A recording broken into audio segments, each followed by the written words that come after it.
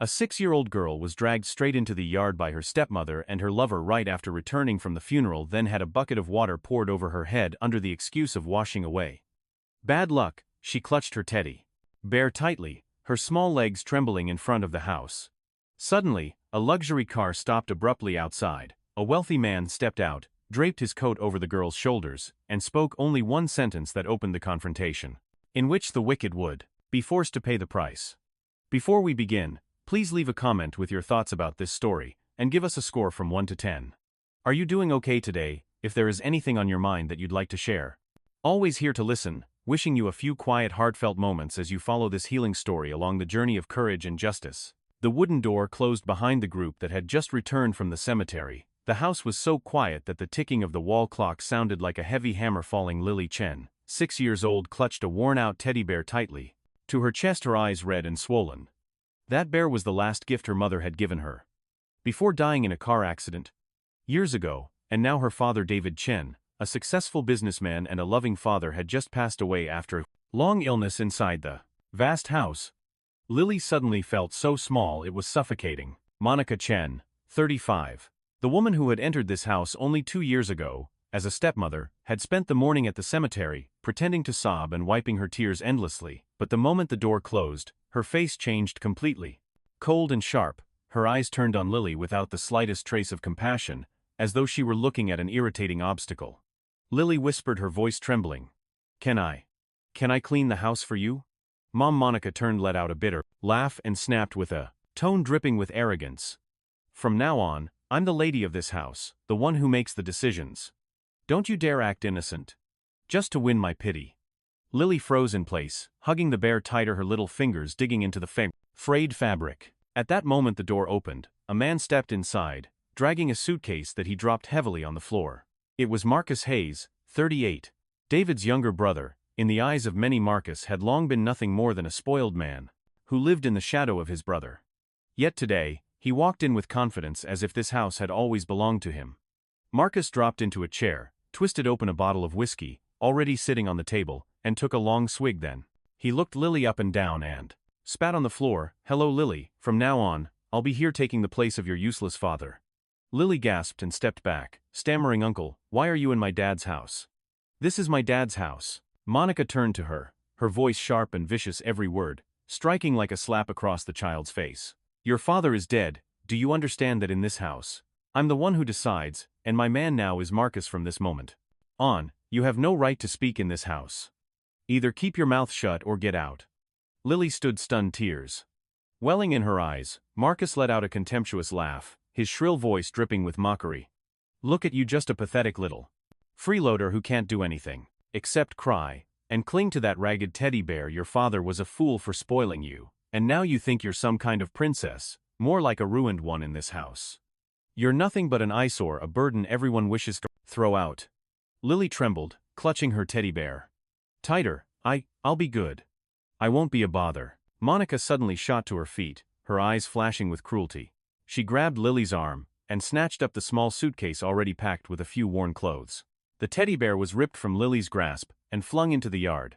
Monica stormed out, carrying a bucket of cold water. "Get out of my house. I'm sick of pretending to be your kind-hearted mother. You troublesome little brat. Your father died.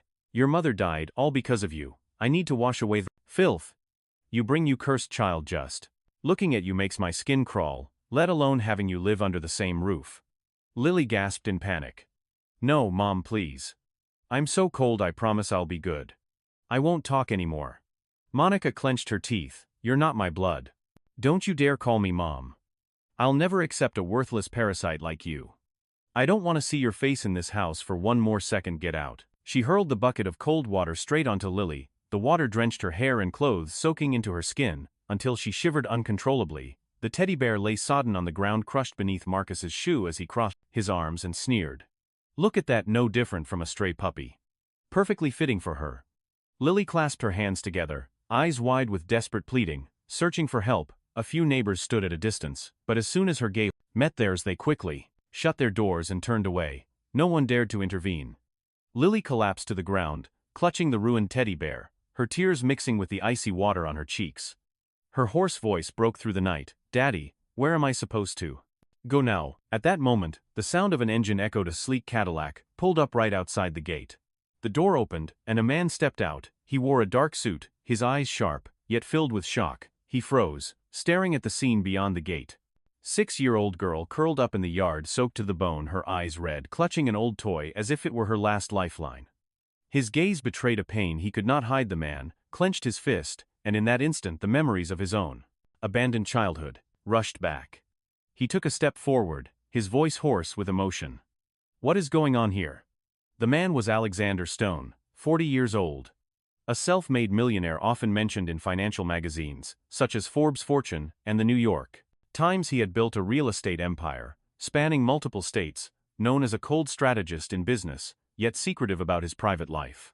Few knew that behind that glamorous image, he carried a wounded childhood, abandoned, once living in fear of his stepfather's violence and his own mother's neglect. The gate swung open, and Alexander Stone stepped into the rain-soaked courtyard, frozen in place. His dark suit jacket shifted lightly in the wind as he moved forward, his sharp face, his eyes still stunned at the sight of a little girl soaked with cold water shivering in the middle of the yard. Alexander slowly removed his coat and draped it over Lily's shoulders. The small frame beneath trembled under the warmth still lingering in the fabric. Lily looked up, her tear-stained eyes flickering with a beadive, fragile hope. Her tiny hand clutched the edge of his coat as if afraid he might vanish. Alexander tightened his grip gently on her shoulder, then raised his head. His voice came out hoarse, each word pressed down with restrained anger. "David has been gone for less than a day.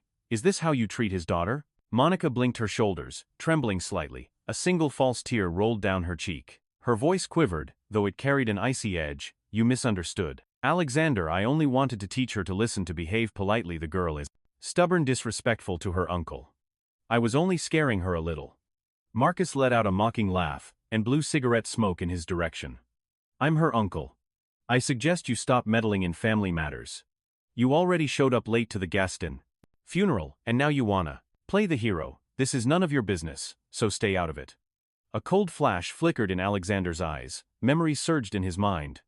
At 15 it was David, the very friend now lying in the ground, who pulled him out of nights filled with beatings, out from under the table where he hid from his stepfather's blows. David had given him shelter, a real friendship, and now, standing before this scene, Alexander knew it was time to repay that debt. Lily tugged at his sleeve, her voice trembling with fear and desperation. "Uncle, they'll throw me out again. I have nowhere else to go. Please help me." Alexander looked down at her in that moment. The fear in Lily's young eyes was the same terror he once carried in his own. He drew a deep breath, then turned back to face Monica and Marcus. "She's coming with me," he said firmly, leaving no space for argument. Monica tilted her head, her eyes glinting with malice. "She was coming with me," about to protest, but Marcus placed his hand on her elbow and lowered his voice with a mocking laugh. "Let him take her. That little brat will come crawling back sooner or later." Monica froze, swallowing her anger, forcing a crooked smile. She muttered through clenched teeth, "Fine, if you want to play the hero, go ahead. Let's see how long you can carry her. She's nothing but a jinx." Alexander didn't respond. He simply bent down, lifted Lily into his arms, and walked straight out through the gate. A sleek Cadillac Escalade was already waiting, its door opening and closing softly behind them inside the car. Lily sat pressed against the seat, her small hand clutching an old teddy bear. Her wide eyes shimmered with worry before she whispered, her voice barely louder than a breath. "Sir, are you going to leave me too? Like my stepmother did?" Alexander gripped the steering wheel tighter, his knuckles turning pale outside. The rows of trees blurred and slipped away inside his chest. Old memories stirred. Nights when he sat shivering by a window, waiting for a hand to lift him up. A hand that never came. He swallowed hard, his gaze fixed firmly on the road ahead. Not a single word left his lips, only the steady hum of the engine filled the silence, and the tension in his hands trembled so strongly that Lily could feel it. The car surged into the darkness, carrying with it a question left unanswered. In Lily's heart, the fear had not yet eased. In Alexander's eyes, past and present collided, signaling a journey whose ending was still unwritten. The car turned into the underground garage. Alexander parked in his reserve spot, cut the engine, and leaned over to open the door for Lily. He placed his warm hand on her shoulder, signaling her to follow. They walked through the lobby where the doorman, Mr. Thompson, gave a slight nod. He was in his 52nd, quiet and polite. His eyes fell on Lily's soaked clothes, and he looked as if he might ask something. But he held back when he met Alexander's stern gaze. The elevator doors opened. They stood side by Sighed. Lily clutched her wet teddy bear, her eyes fixed on the tips of her shoes when the door slid open again, a carpeted hallway, LED them to the corner apartment. Alexander swiped his card, the light blinked and the door unlocked inside the Dullian. Penthouse was spacious with an open kitchen and airy living room. Everything neat and orderly, yet the silence was so complete that the sound of breathing seemed loud. Alexander handed Lily a soft towel and pointed to the chair. "Sit here for a moment, I'll get you something dry."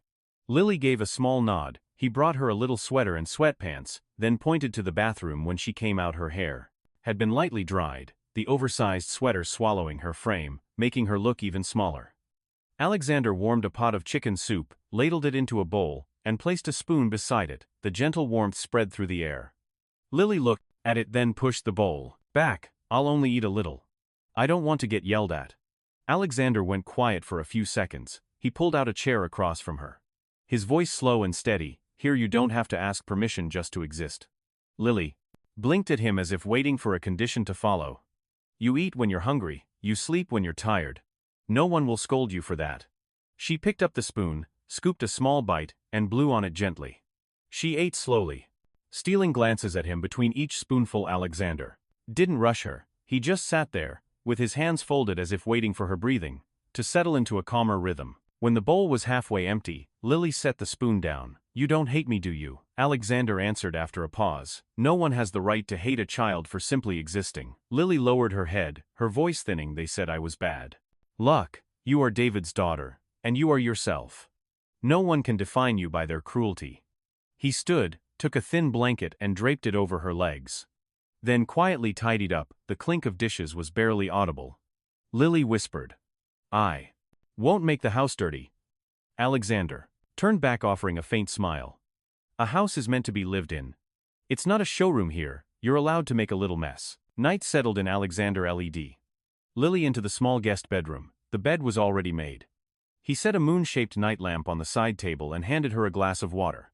"Do you want to call anyone?"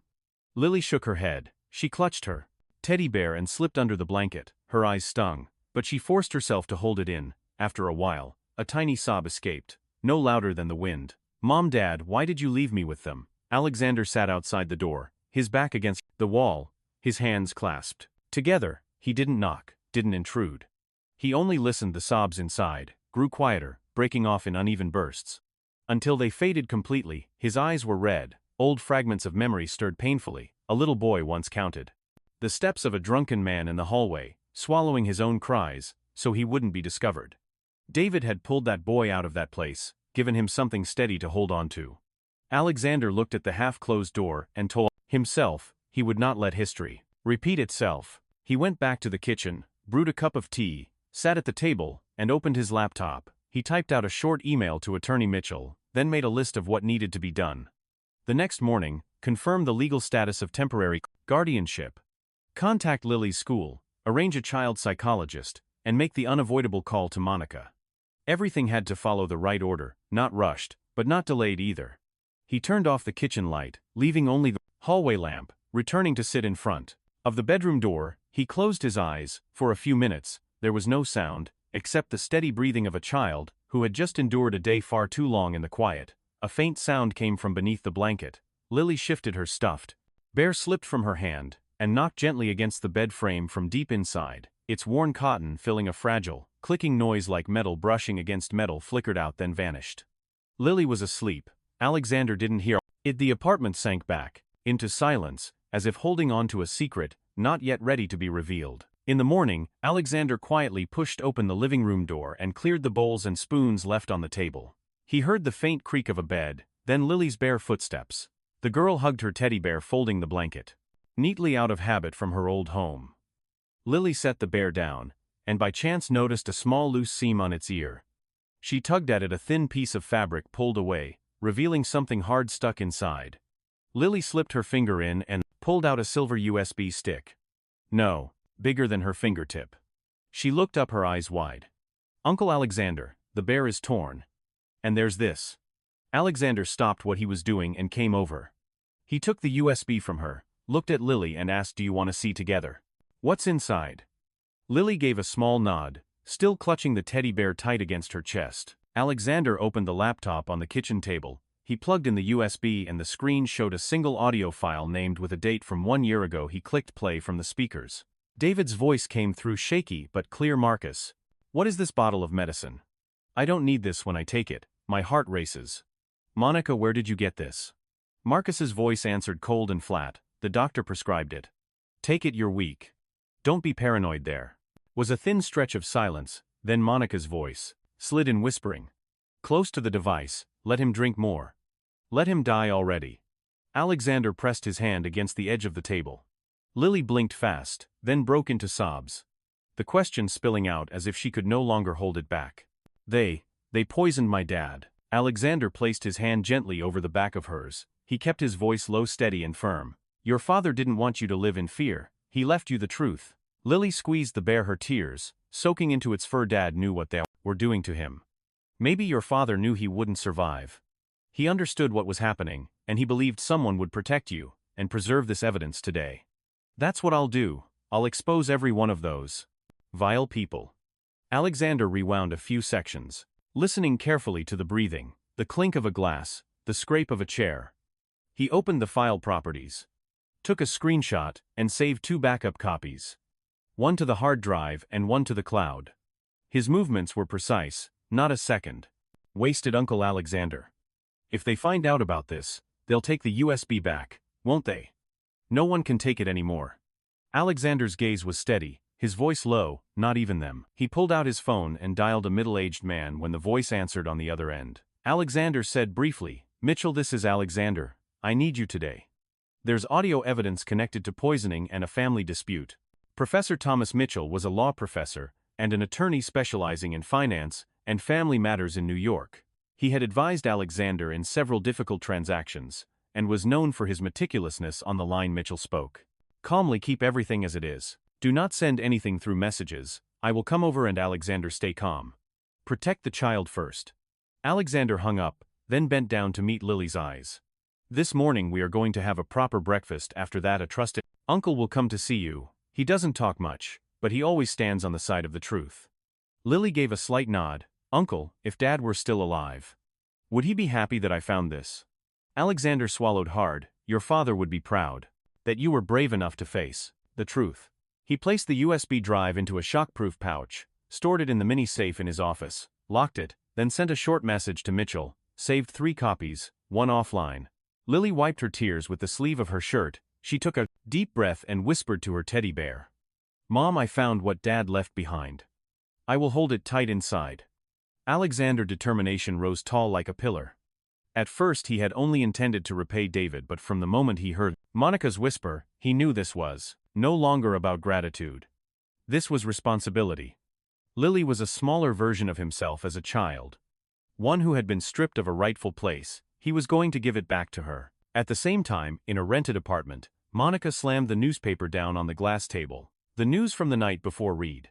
Millionaire Alexander Stone takes the Chen daughter out of the house. She dug her nails into the edge of the table, her voice hissing through her teeth. He is challenging me. Marcus lit a cigarette, leaned back and smirked. Calm down, don't cry like that.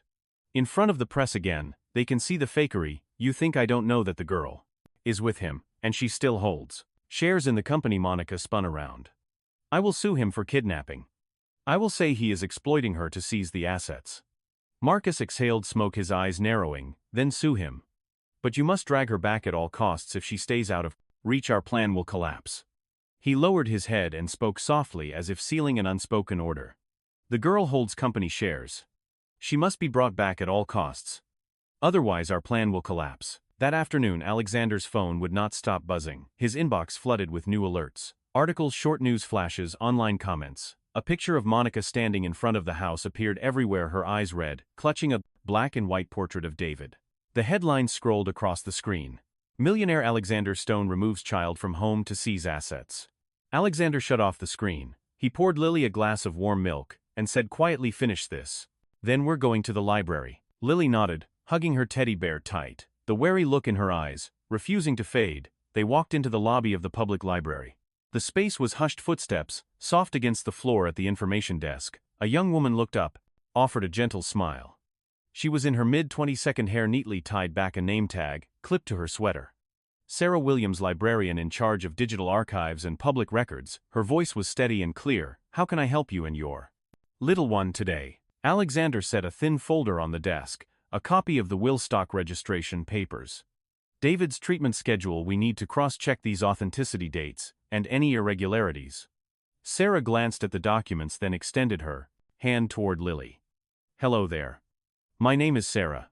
I'll help you find the right answers. Lily took her hand lightly. Sarah turned to her computer, accessing corporate databases, electronic registries, and the hospital's public records. Her clicks were precise, then her eyes froze on a detail here, she said, swiveling the screen so they could both see the stock transfer agreement is dated the 14th of March. Alexander stiffened the day. David was admitted to the hospital for the second time. Sarah nodded. The hospital records confirm he was under sedation. For 48 hours, the signature on this contract could not have been his, unless someone else signed it. She printed 2 copies, clipped them, and marked the time discrepancy with a red pen. I'll create a comparison table. Contract dates, hospital entry logs, and David's older signature samples. The inconsistency here is significant. Lily's voice was a whisper. Do you believe me? I'm not lying. They hate me. Sarah met her eyes. I believe you and I'll help. Alexander exhaled, slowly placing his hand on Lily's shoulder like an anchor. He turned back to Sarah. Thank you. If there are copying fees or record access charges, put them on me. Sarah shook her head. Public records are every citizen's right. I'm just doing my job. She paused, then lowered her voice. But you should brace yourself for another media strike. I've already seen a second article going up on the local news site. They're telling the story their way. A message from Professor Thomas Mitchell came through at that moment. Keep Lily close. I've filed for a temporary child protection order and notified family court. Prepare duplicates of all evidence. Alexander replied, we have audio recordings. There are signs of contract forgery. Meeting this afternoon. They moved to the scanning station. Sarah guided Lily's small hands to place the papers on the glass and press the button. You're doing great. Lily gave the faintest smile for the first time that day. Her eyes relaxed. Alexander seized the moment to make a quick call to his office. I need the legal team to prepare a comparative report on David's signatures from 2019 through 2023. Urgent. The phone rang again. It was an unknown number. A woman's voice introduced herself as a reporter. We want to ask about the kidnapping allegations. Alexander kept his tone calm. I will release a statement once the court issues a temporary ruling. I will not respond outside the legal framework. He hung up, not allowing the next question to spill through the speaker. Sarah finished printing, clipped the papers into a folder, and handed it to Alexander. This is the copy for submission. I'll keep the duplicate in the library, as required by record regulations. If anyone asks, I'll answer according to the law. Alexander bowed his head slightly. Thank you, Sarah. Sarah smiled. Thank you for bringing her here, instead of leaving her to fend for herself when they left the library. The evening breeze swept gently through the street. Alexander guided Lily across the crosswalk. He knew Monica would not stop. She had money, lawyers, and cameras ready to record any story she wanted to tell. He tightened his grip on the folder, reminding himself of the rhythm: slow, steady, lawful. Night fell. As they returned to the building in the elevator, Lily rested her face against his shoulder, breathing evenly. Are you tired today? Alexander asked softly. I'm fine. I don't want to go back to that house. You will never have to go back to a place that scares you. The elevator doors slid open, and they stepped into the hallway. Alexander paused for half a second across the street. Beneath the shadow of the trees, a black car was parked. Its headlights blinked once, then went out like a deliberate wink. Alexander ushered Lily inside, locked the door securely, and stepped out onto the balcony to look down in the driver's seat. Marcus Hayes held a cigarette between his lips, his fingers tapping a rhythm on the steering wheel. Cigarette glow cut through the darkness, revealing the cold smile at the corner of his mouth. He tilted his head back, as if he knew exactly which apartment had the light on. The two men looked at each other across the silent distance. Alexander did not retreat. He simply drew the curtain closed, made a quick call to the building security, and sent Mitchell a single message. They followed us to the door outside. The headlights blinked once more, then silence. The car did not leave. A quiet threat lingered, waiting just below the building. Alexander drew the curtains shut and dialed security. He instructed them to increase patrols around the lobby and the parking garage. 15 minutes later, the black car finally drove away. Alexander jotted a quick note to Mitchell. They showed up in person the next morning. He took Lily to the library. Sarah greeted her at the children's desk and handed her a box of crayons. She leaned toward Alexander and spoke softly. "I'll sit with her, go ahead and take care of your work." Alexander nodded, resting a hand on Lily's shoulder. "I'll be right back. Stay here with Miss Sarah." Lily gave a small nod, clutching her stuffed bear, her eyes following him until he disappeared behind the shelves. Alexander returned to the Old Chen neighborhood. He rang the bell at apartment 2B. The door cracked open. An elderly woman with neatly cut white hair and dark circles under her eyes from lack of sleep peered out. She was Helen Peterson, the family's longtime neighbor. "Sorry to bother you so early," Alexander introduced himself briefly, handing over a business card. "I was a close friend of David's. I need to hear what you saw yesterday." Helen pressed her lips together, one hand gripping the edge of the door, as if afraid someone might overhear. She whispered, "I saw them. They dragged the girl into the yard." Marcus grabbed her wrist, and Monica held a bucket of water. They poured it straight over her head. She was shaking like a leaf, but Helen pulled back slightly. "I was afraid to speak. They have money, they have connections. I'm scared." Alexander didn't press. He exhaled slowly, meeting her eyes. "If you stay silent, Lily will never be free. I'll stand with you. You won't be alone." Helen stayed quiet for a long moment, then she opened the door wider, as if opening her heart.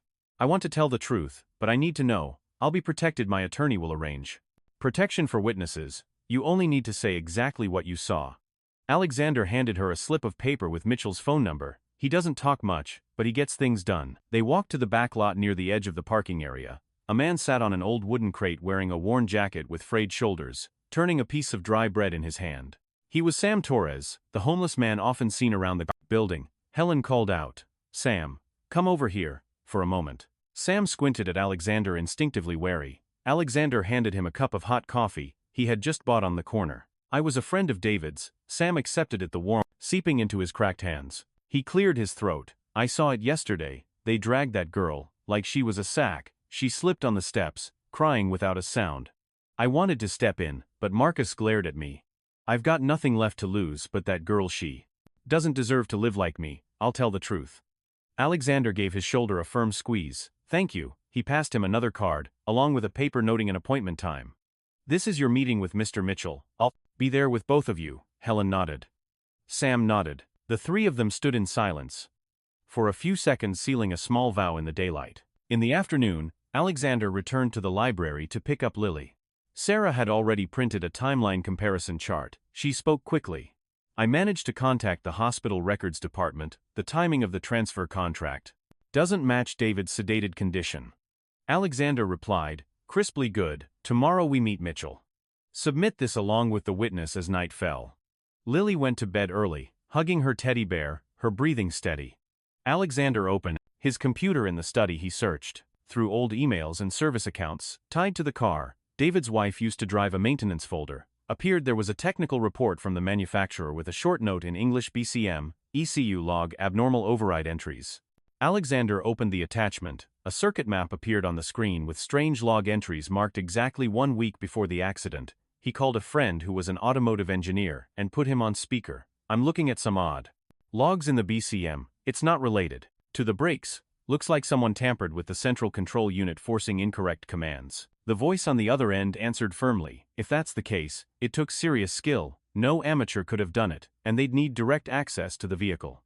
Alexander exhaled slowly. "I remember David often complained that Marcus would borrow the car, saying things like picking up his girlfriend or taking it in for maintenance back when David's wife was still alive. So that's it," the friend said briefly. "Keep the raw data intact. Print it. Make multiple backups. Don't touch the car anymore."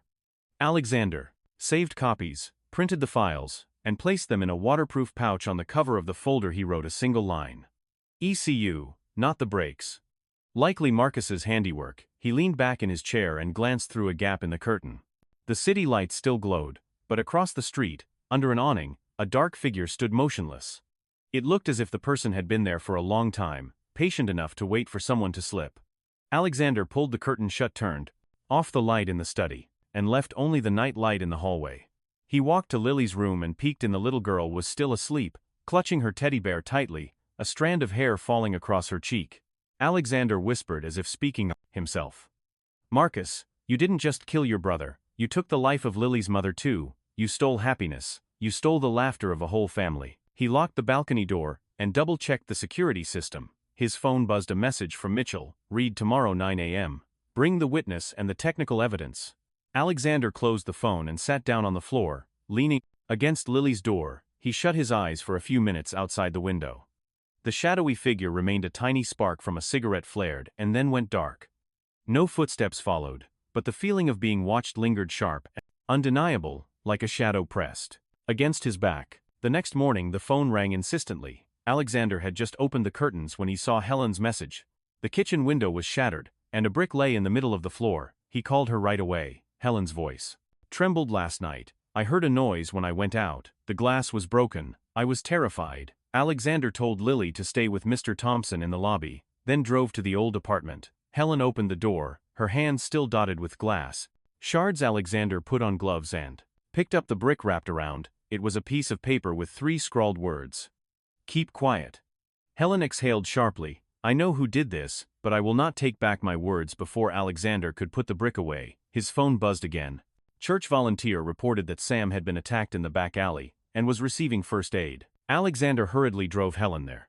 Sam was slumped against a wall, blood seeping from the corner of his mouth. His eyes swollen and bruised. He tried to grin. I still have my teeth, don't worry. Alexander bent down. Who did this? Sam shrugged. 3 guys couldn't see their faces. They told me to keep my mouth shut. I can't do that. Helen placed a water bottle in Sam's hand. We go together. No one gets left behind. Alexander called the lawyer on the other end. Was the calm voice of Professor Thomas Mitchell. Document everything. Take photos of the scene. Get Sam examined. So we have a medical report. I'll notify the court about the witness intimidation by noon. Alexander returned to pick up Lily. She had just come out of the children's reading room, clutching her teddy bear tightly against her chest. When Alexander briefly explained what had happened to Helen and Sam, Lily's face turned pale. It's all because of me. If I weren't here, they wouldn't have been hurt. Alexander froze, then knelt down to meet her eyes. No, Lily. The guilty ones are them. You don't carry anyone's sin, but they hate me. They hate the truth. They don't hate you. That afternoon, Alexander brought Lily to the law office downtown. On the 14th floor, the brass nameplate read, Thomas Mitchell, the Squire. A middle-aged woman opened the door, introducing herself as Jessica Brown, the legal assistant. She smiled at Lily. Would you like some hot cocoa? Lily gave a tiny nod. Mitchell stepped out of the conference room, a man in his 52nd with graying hair and a calm, clear gaze. He shook Alexander's hand, then leaned slightly toward Lily. Hello, sweetheart, in here, the grown UPS. We'll talk about complicated things. But I'll try to make sure you understand. In simple words, in the small meeting room, Alexander placed a USB drive and a folder on the table. Mitchell plugged in the device, listened to the recording, and arranged the papers in order. Helen's prepared statement, photos of the broken glass, Sam's injury photos, the timeline chart Sarah had printed, and the technical report on the car's electronic control system. Mitchell spoke slowly, almost like counting beats. We need hard evidence, testimony in court recordings with verified digital forensics and technical proof from the car. I will request a witness protection order for Helen and Sam. At the same time, I'll petition to have the child placed in your care under an emergency guardianship. Alexander nodded.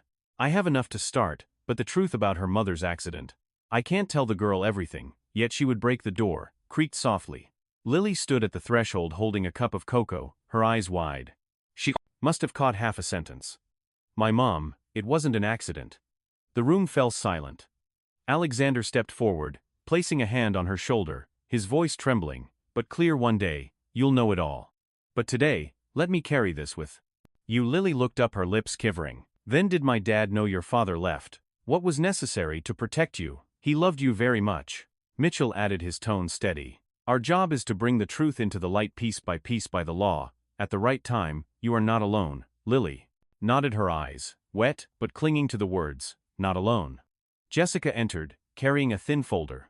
This is the petition for a temporary protection order and the hearing schedule. Mitchell signed, then turned to Alexander. Tonight, limit movement. In and out, don't let the girl go outside alone. I've notified the local police about the threats. By late afternoon, they left the courthouse. Alexander held Lily's hand on the way home. Mr. Thompson in the lobby looked around more carefully than usual. In the elevator, Lily leaned against Alexander's arm and whispered, If I have to speak in court tomorrow, I'll tell the truth. Alexander tightened his grip on her hand. I'll be standing right beside you. Night came. Alexander prepared a simple dinner. Lily ate little, but for once she did not stop halfway through after her bath. She sat by the window drying her teddy bear, quiet as if talking to someone invisible. Alexander reorganized the files. Checking everything, one last time. Backup, USB photos of the scene. Technical reports, draft testimonies. The television in the living room switched on to the evening news. The anchor read briskly new developments in the custody battle of the Chen child. The screen showed Monica in a black dress, eyes glistening as she stood before the cameras. She spoke clearly, almost rehearsed. I will fight to regain custody of my daughter. Millionaire Alexander Stone is nothing but a greedy man trying to seize control of the shares. The living room seemed to sink under the weight of her words. Lily turned, clutching her teddy bear tightly. Alexander didn't switch off the television. Instead, he stepped forward, blocking half the screen so that Lily saw only him. Listen to me, he said slowly. Each word deliberate. Noise is not the truth. The broadcast continued. Bold headlines scrolled across the screen outside the window. The city lit up. Another night was falling. And the storm of public opinion had only just begun. Alexander turned off the television, stacked the files neatly, and checked the USB one last time. The next morning, he held Lily's hand as they walked through the gates of the New York County Family Court. The hallway was packed with people. Thomas Mitchell walked beside him, carrying a thick case file. He gave a small nod to Jessica Brown, the paralegal who was already waiting. A court bailiff. Miller guided them into courtroom 3 inside. Judge Catherine Wright sat high on the bench, her expression stern too. The left stood defense attorney Ryan Blake, representing Monica. To the right, in the public gallery, several reporters were present. Monica wore a black dress, her eyes red as she looked straight into the cameras. Marcus sat beside her in a dark shirt, his face carefully set in the role of the kind. Uncle. The clerk called out the names of the parties. The judge tapped her gavel. Court is now in session. Attorney Blake rose first. My client, Mrs. Monica Chen, is a desperate mother. The child was taken from her home against the guardian's will by Mr. Alexander Stone, a powerful businessman. This is an abduction disguised as protection. Monica sobbed right on cue, pressing a handkerchief to her eyes. Alexander stood tall, his voice steady.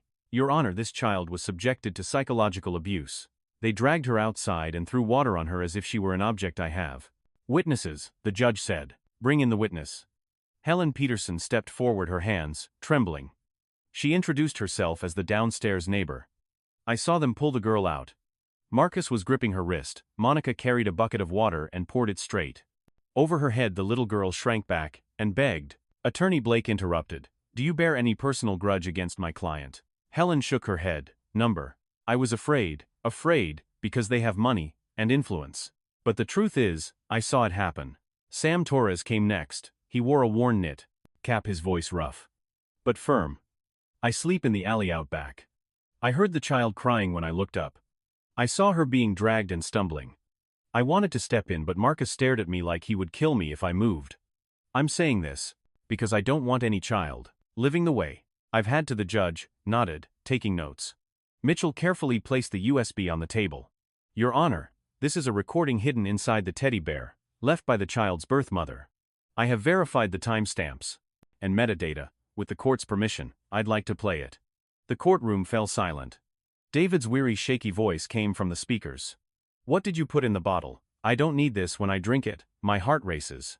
Monica, where did you get it? Marcus's voice cold as ice replied. The doctor prescribed it. Just drink. And then Monica's whisper came so close it brushed against the microphone. Let him drink more. A murmur rose, and then faded. Marcus's face turned pale as he shot up from his seat. Fake, fabricated. Anyone could splice that together. Mitchell didn't turn his head. Your Honor, I have submitted a verification report of the file's origin, the time of recording and confirmation there are no signs of tampering. This is the attached report. He pulled out another bundle of papers bound with a red clip. Furthermore, regarding the death of Mr. David's wife, the technical report shows that the central control system of the vehicle had been tampered with. It was not the brakes, the ECU and BCM parameters were altered.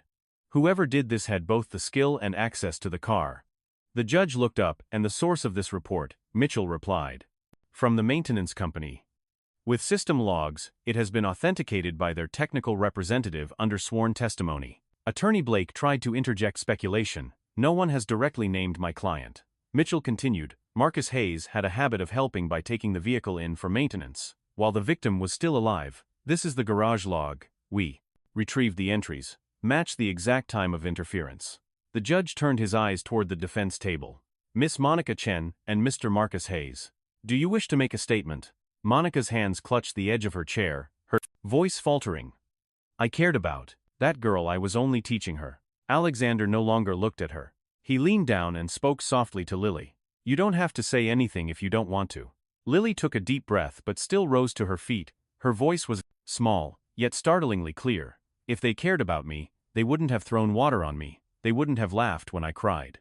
The courtroom fell silent. Lily's hands gripped the hem of her dress, her eyes no longer hiding behind anyone. The judge watched her for a long moment, then turned to the clerk record, the child's words verbatim. Mitchell presented another document, a timeline chart, prepared by Sarah Williams. This is the evidence of the share transfer agreement, signed. While Mr. David was under heavy sedation, he could not have signed it himself.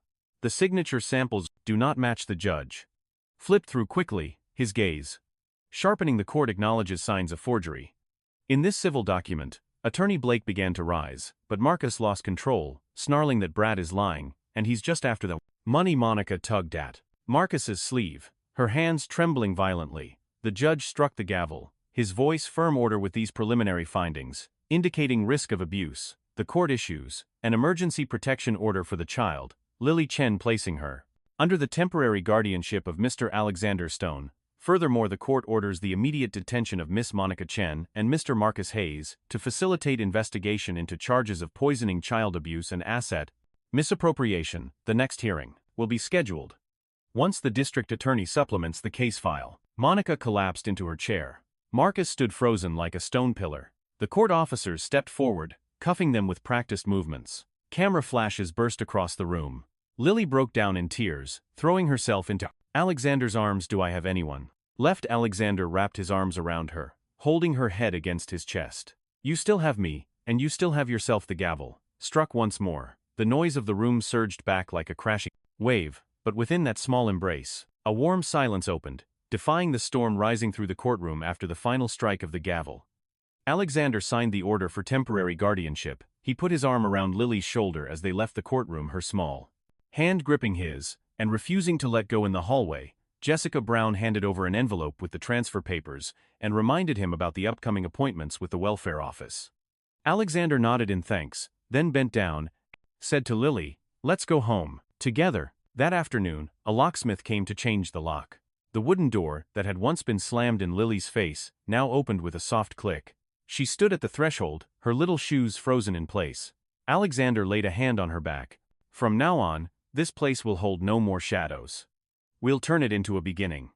Lily drew a deep breath and stepped inside. The old room still carried the smell of paint, and a few empty frames on the wall seemed to wait for new memories to fill them. The next morning, people began to arrive one by one. Sarah Williams brought a box of children's books and a few small rugs. Smiling, she placed a hand on Lily's shoulder. Your reading room has been waiting for these books. Helen Peterson carried a bag of fabric curtains she had sewn overnight. I'm no expert with my hands, but I wanted the windows to have warm colors. Sam Torres showed up with a new jacket and a toolbox in hand. He smiled faintly. Let me try to build a few wooden shelves. Street skills still work, Thomas. Mitchell reviewed every paper, every permit, and the plan to transform the house into a community center. And a new face appeared. Maria Rodriguez, the owner of the Corner Cafe, about 60, with a voice as warm as an oven. She set down a tray of sandwiches and hot soup on the table. I don't have fancy words, but no one heals on an empty stomach all day. The sounds blended together, hammering laughter, the rustle of wallpaper. Alexander carried paint cans. Sam climbed ladders. Helen measured curtains. Sarah labeled books. Maria made cocoa, and Mitchell moved from room to room, checking off the tasks that still needed.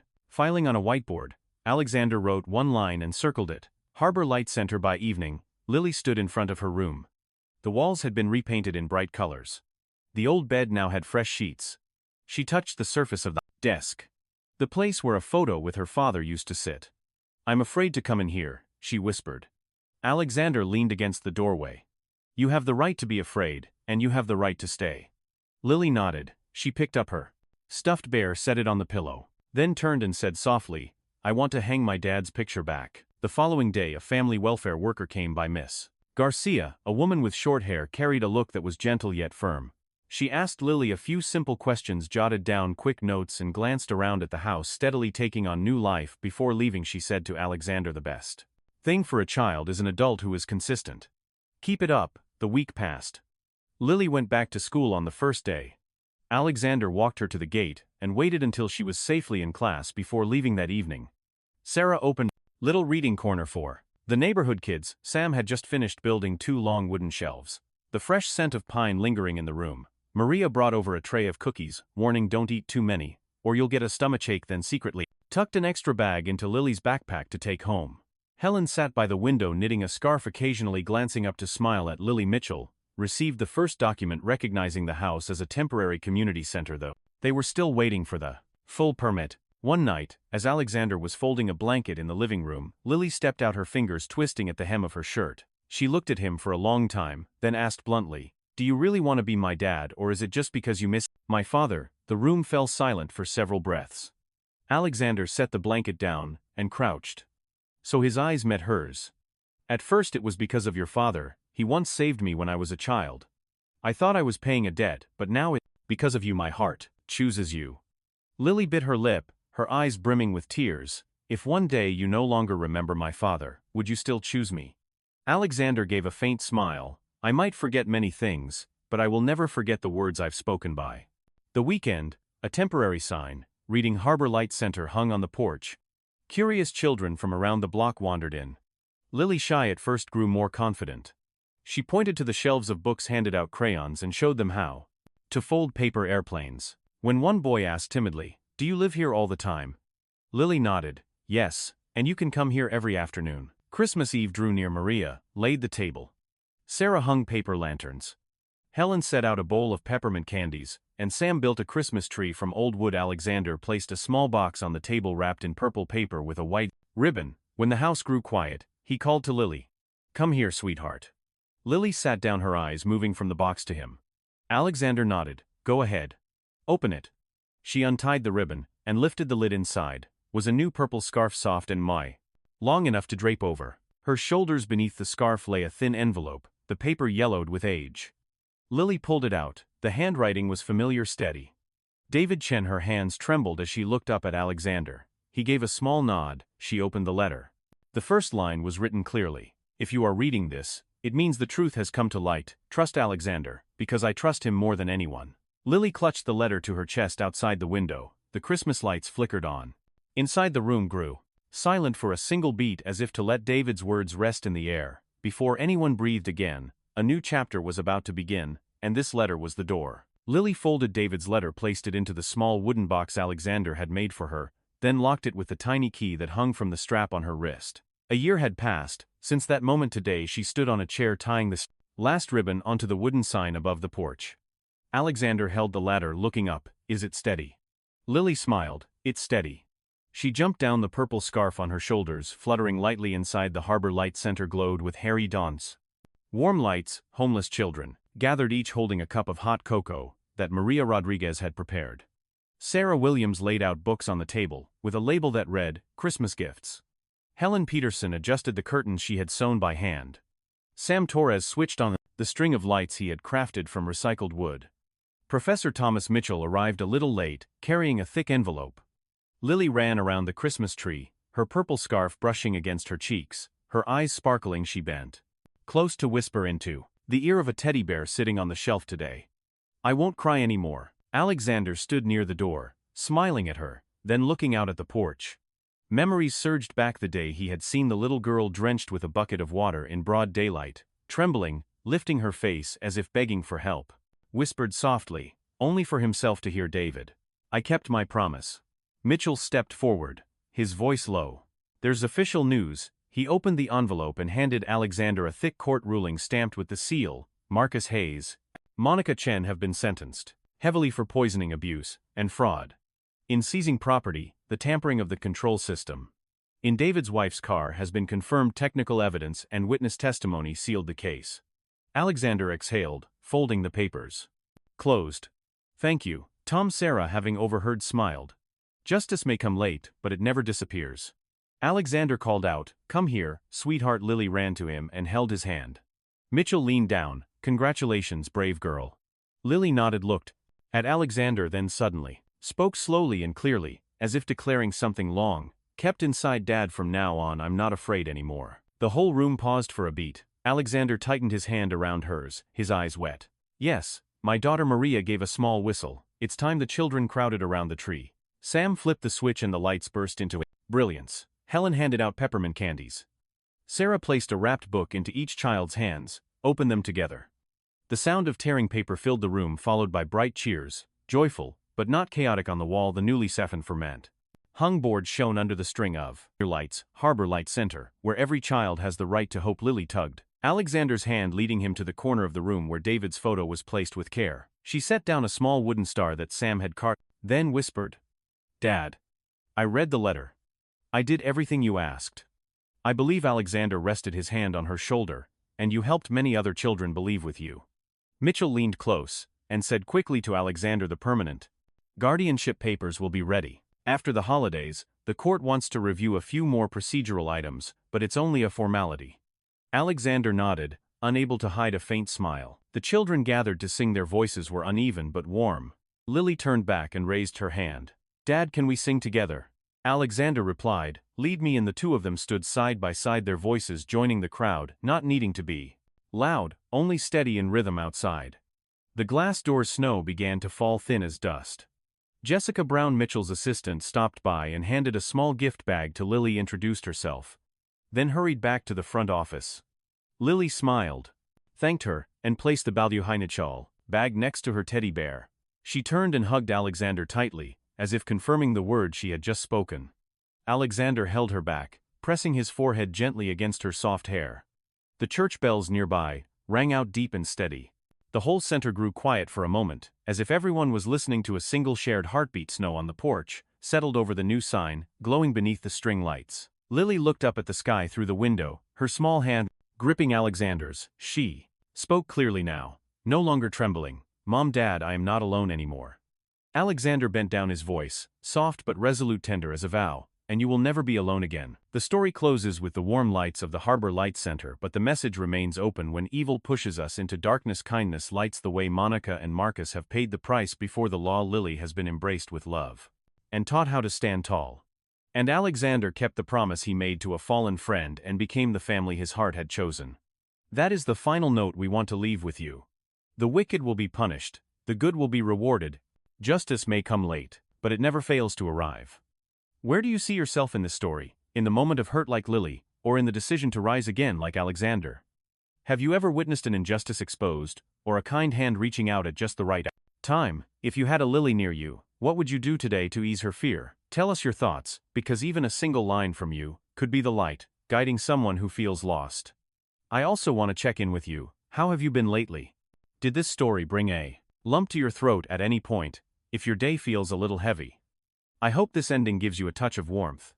Our channel will always be here to listen, so please leave a comment, and don't forget to share this video, so that more people can hear these heartwarming and healing stories. Thank you for being with us. Every view, and every word of feedback you give, is the encouragement that keeps us going. So we can continue telling stories that heal, stories that remind us that at the end of the road, the light is always